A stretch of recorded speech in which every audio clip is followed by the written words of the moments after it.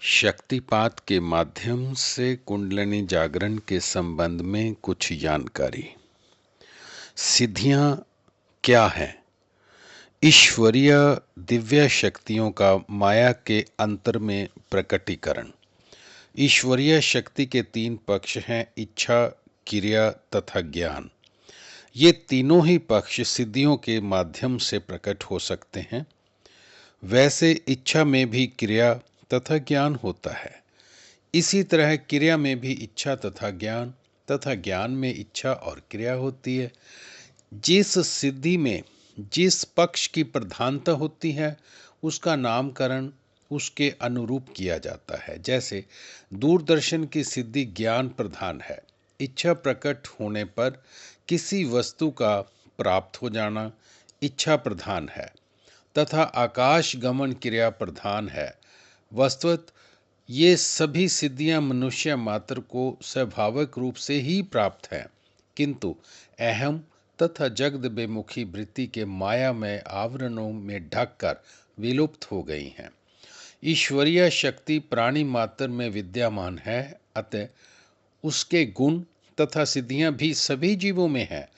पक्षियों में आकाश गमन की सिद्धि प्रकट है तो जलचरों में जल निवास की। कई पशु पक्षियों तथा कीड़ों को आने वाले मौसम का पूर्वानुमान हो जाता है। मनुष्य बौद्धिक विकास की सिद्धि को स्वाभाविक लिए हुए है, जिसे अपने प्रयत्न से वह और भी अधिक विकसित कर सकता है। एक पशु के शिष्य को यदि जल में फेंक दिया जाए तो वह तैरने लगता है। भाव ये है कि सभी सिद्धियां जीवों में विद्यमान है, क्योंकि ईश्वर सभी में विराजमान है। इसका अर्थ ये हुआ कि सिद्धियां कहीं बाहर से नहीं आती, अंदर से ही प्रकट होती हैं। मनुष्य नित्य प्रति आकाश में पक्षियों को उड़ते देखता है, किंतु उसके समीप यह कोई सिद्धि या चमत्कार नहीं है। उनके समीप ये कोई सिद्धि या चमत्कार नहीं है। पक्षियों की शरीर रचना ही इस प्रकार की है कि वह आकाश में उड़ सकते हैं।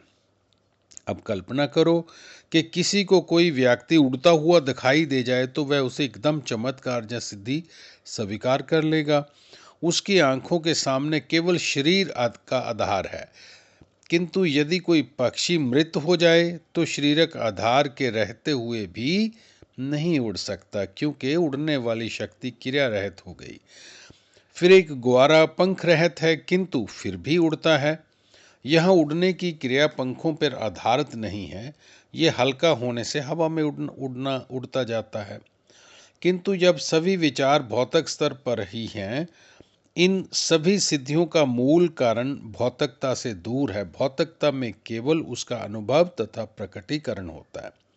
सिद्धियों को दो भागों में व्यक्त किया जा सकता है: समाधि से प्राप्त होने वाली सिद्धियां, जो प्रथम स्थान पर है।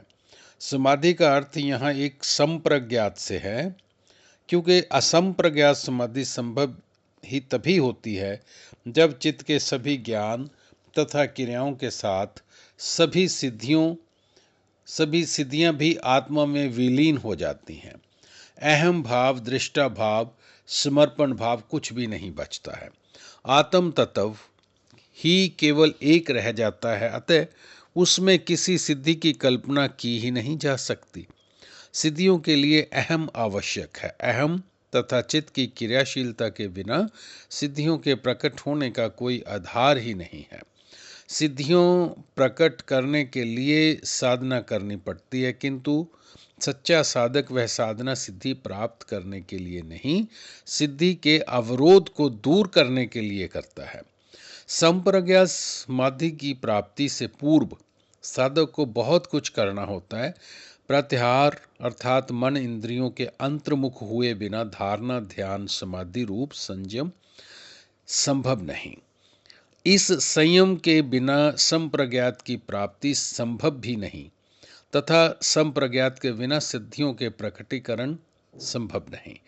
भाव ये है कि यौगिक सिद्धियां आध्यात्मिक यात्रा के अंतर्गत ही होती हैं, क्योंकि सिद्धियों की अवस्था तक पहुँचते पहुँचते साधक का इंद्रिय जय मनोजय सिद्ध हो चुका होता है।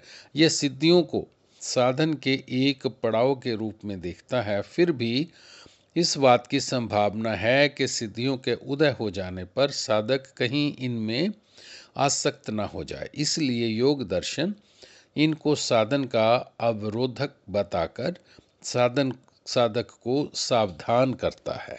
जय गुरुदेव।